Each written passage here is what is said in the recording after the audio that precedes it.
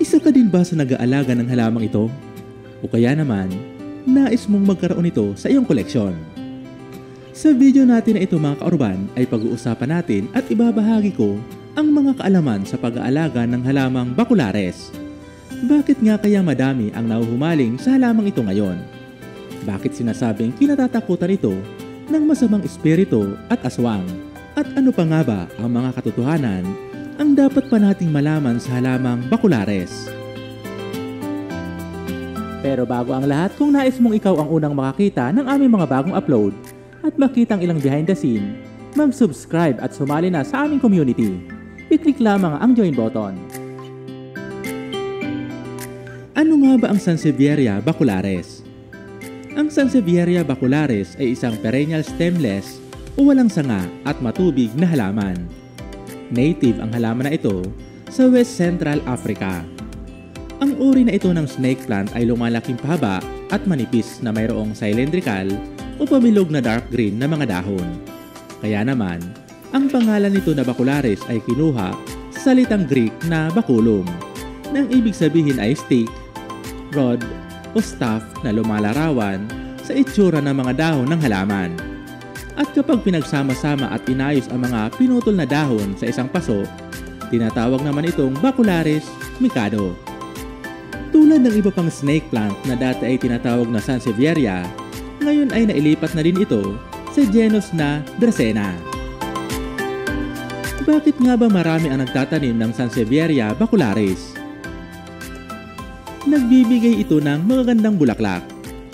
Isa ito sa mga uri ng snake plant na namumulaklak, lalo na kapag mailagay ito sa tamang pwesto.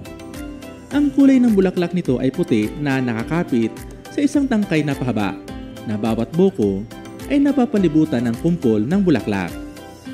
Mayroong 6 na petals o talulot ang bawat bulaklak nito na pabilog ang hugis. Sa gabi, ang mga talulot nito ay namumukadkad at naglalabas ng kaaya-ayang amoy na talaga namang mabibighani ka na pagmasdan ito. Pangontra ito sa masamang espiritu at aswang. Ayon sa ilang mga paniniwala, ang halamang ito ay nagtataboy ng masamang elemento at aswang dahil sa mga katangian ng dahon nito na patulis at magaspang na tekstura na nagkakahalintulad sa buntot ng pagi na popular na kinatatakutan ng aswang at masamang elemento. Kaya naman, iminumungkahi na ilagay ang halamang ito sa gilid ng pintuan o harapan ng bahay.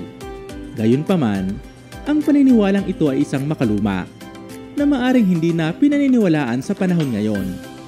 Mahalagang tandaan na ang mga paniniwala ay bahagi ng kultura at tradisyon, ngunit maaaring mag-iba depende sa rehiyon.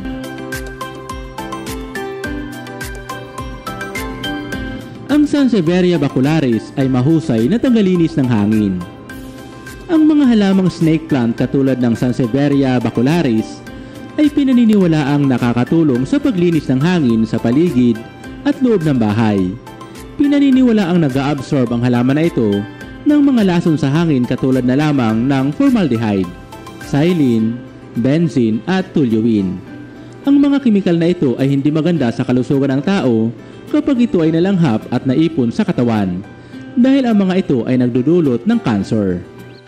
Nakakatulong din ang halaman na ito sa mga taong mayroong allergy at nagtataguyod ng mahimbing na tulog sa gabi kapag ito ay ilalagay sa loob ng kwarto. Ang Sansevieria Baculares ay itinuturing na lucky plant. Ang snake plant Baculares ay nag-aalis ng negative energy. Para sa mga naniniwala sa feng shui, ayon sa kanila, ang paglalagay ng snake plant Baculares sa tamang lugar ay nakakatulong upang maalis ang mga negative energy sa paligid. Inirekomenda na ilagay ito sa mga lugar na mayroong bintana, kagaya ng kusina, dining room, bedroom, bathroom, pintuan o entryway.